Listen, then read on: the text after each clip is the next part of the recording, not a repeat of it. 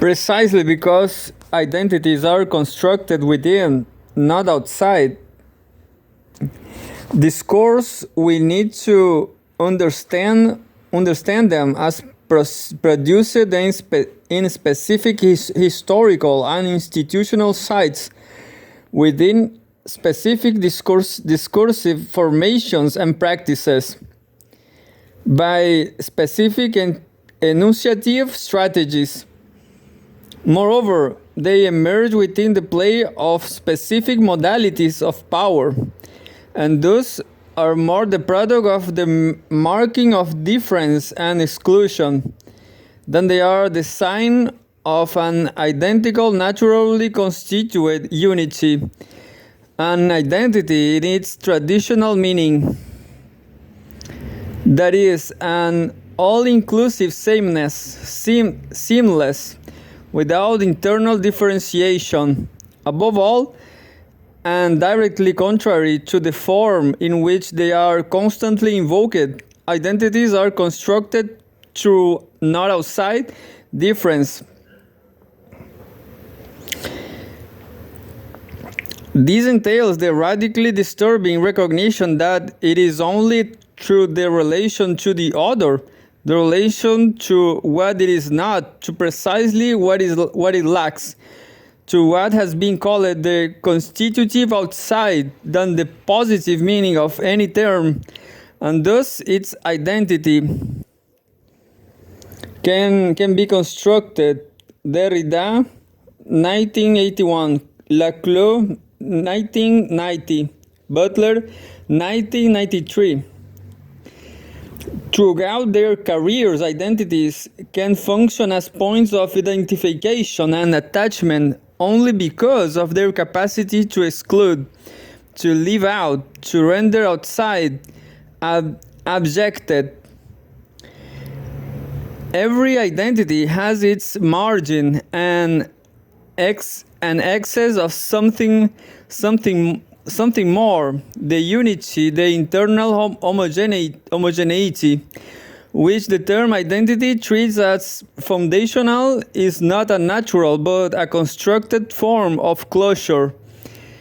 Every identity naming as it's necessary, even if silenced and unspoken other, that which it lacks. Laclau, 1990, argues powerfully that persuasively that the constitution of a social identity is an act of power, since if an objectivity manages to partially affirm itself, it is only by representing that which threatens it. Derrida has shown how an identity's constitution is always based on excluding something and establishing a violent hierarchy between the two resultant poles, man, woman, etc. What is peculiar to the second term is thus reduced to the function of an accident as opposed to the essentiality of the first. It is the same with the black-white relationship, in which white, of course, is equivalent to human being. Woman and black are those marked terms, in contrast to the unmarked terms of man and white, Laclau, 1990.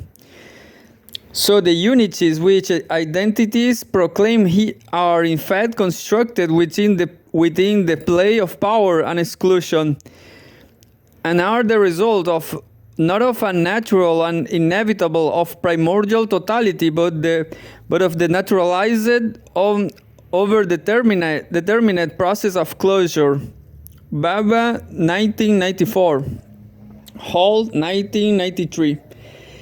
If identities can only be read against the grain, that is to say, specifically, not as that which fixes the play of difference in a point of origin and stability, but as that which is constructed in or through difference, and is constantly destabilized by what it leaves out, then how can we understand its meaning, and how can we theorize its emergence?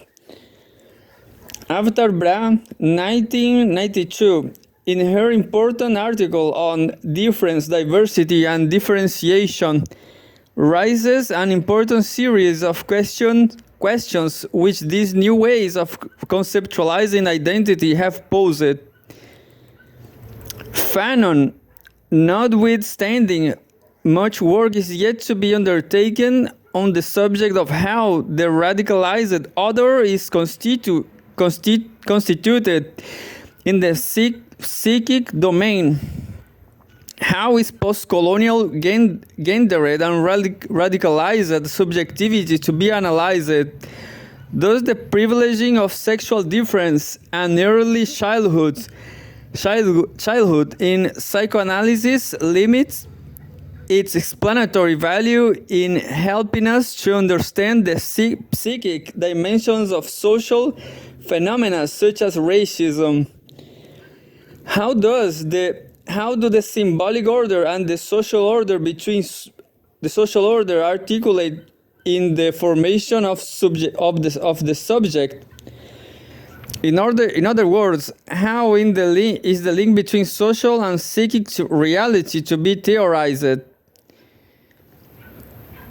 What follows is an attempt to begin to respond to this critical but troubling set of questions. In some recent work on this topic, I have made an appropriation of the term identity, which is certainly not widely shared and may not be well understood. I use identity to refer to the meeting point, the point of suture between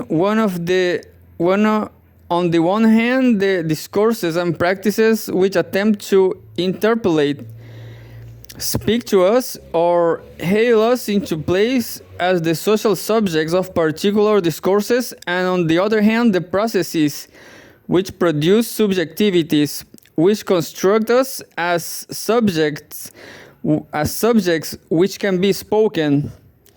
Identities are those points of temporary attachment to the subject position which discursive practices construct for us.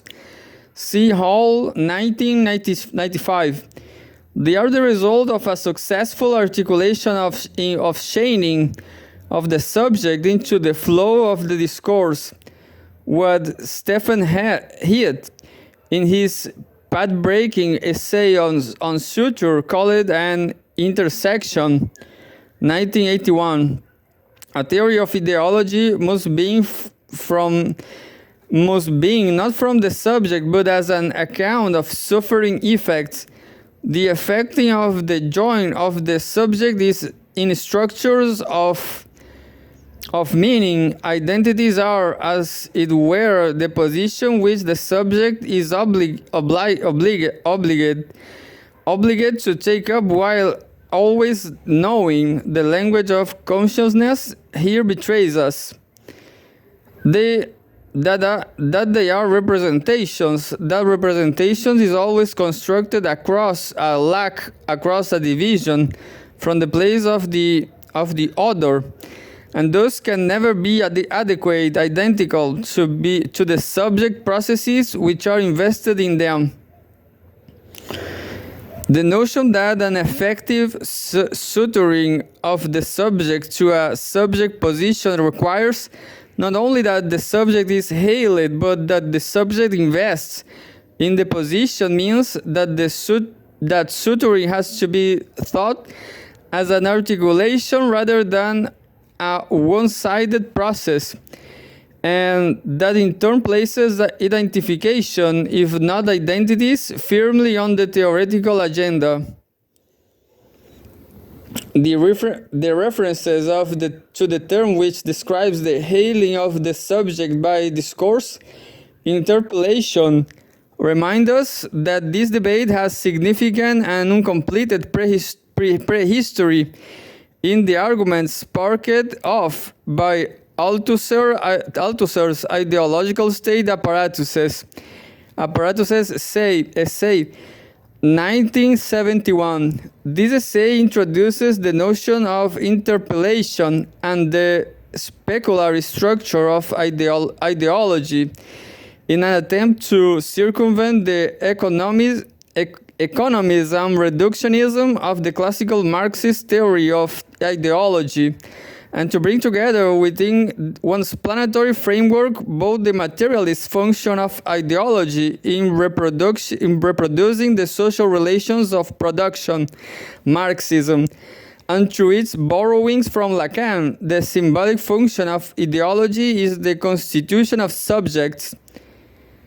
Michelle Barrett, in her recent discussion of this debate, has gone a considerable way to demonstrating the profoundly divided and contradictory nature of the argument Althusser was beginning to make. Barrett, 1991.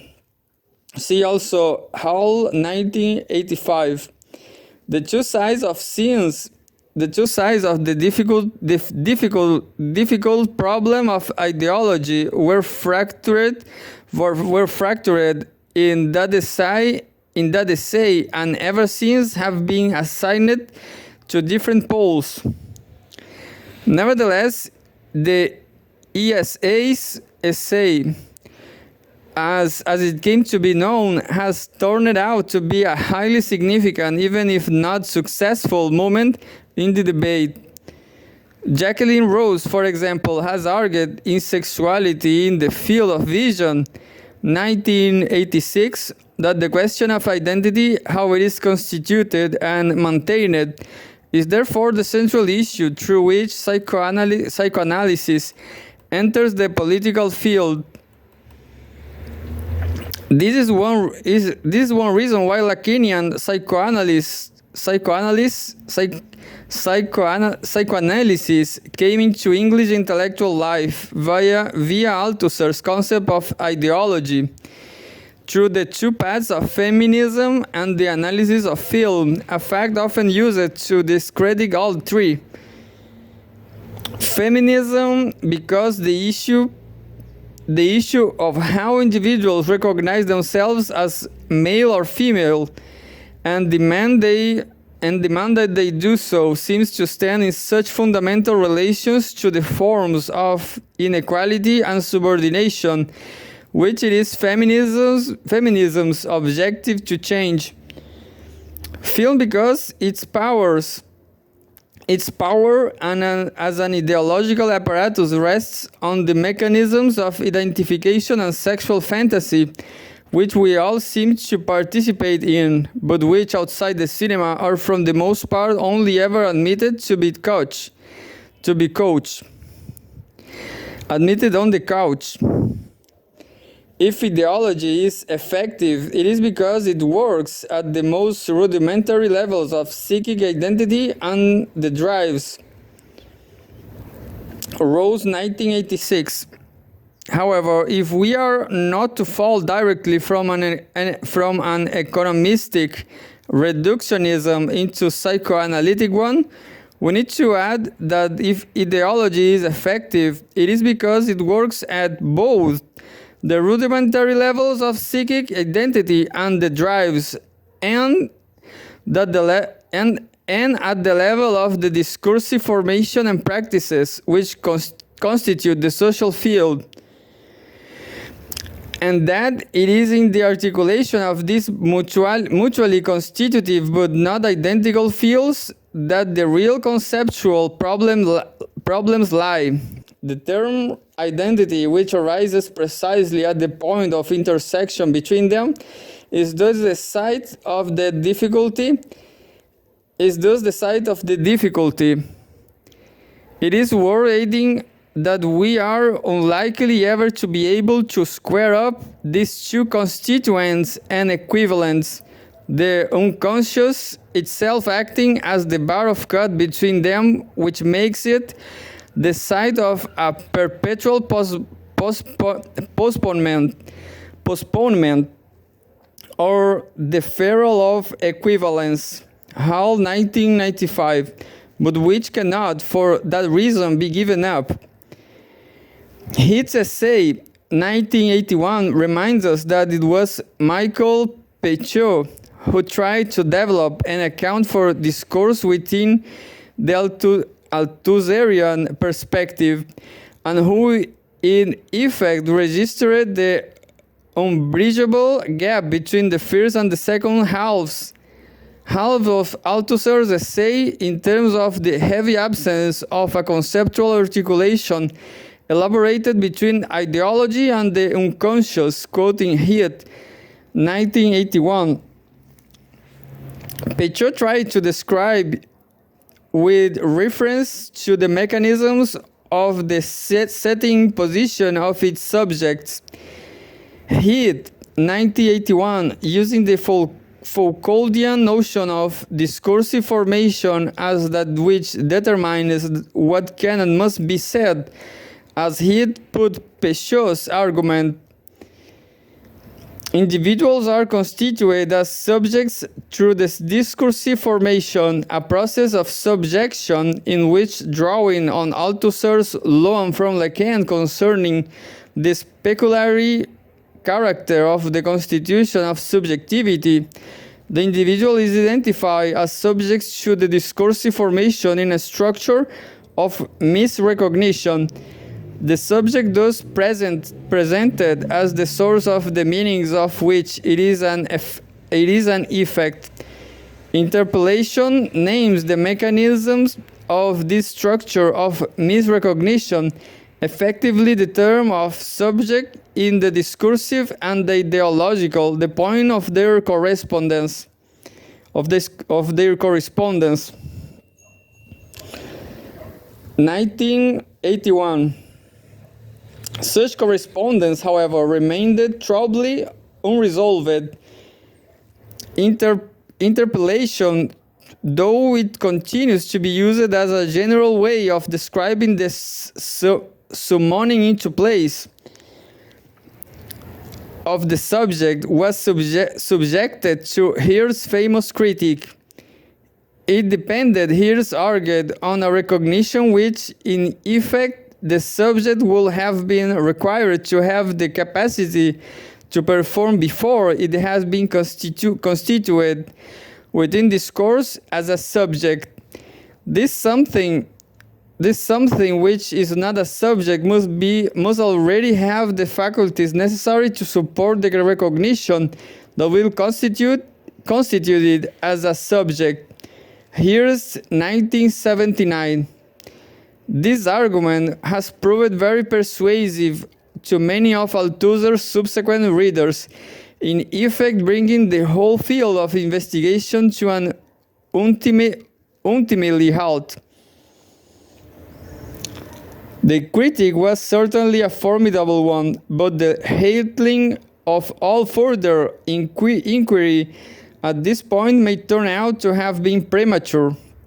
Heer's critique was effective in showing that all the mechanisms which constitute the subject in discourse as an interpellation through the speculatory structure of misrecognition modeled on the Lacanian mirror phase were in danger of presupposing an already constituted object.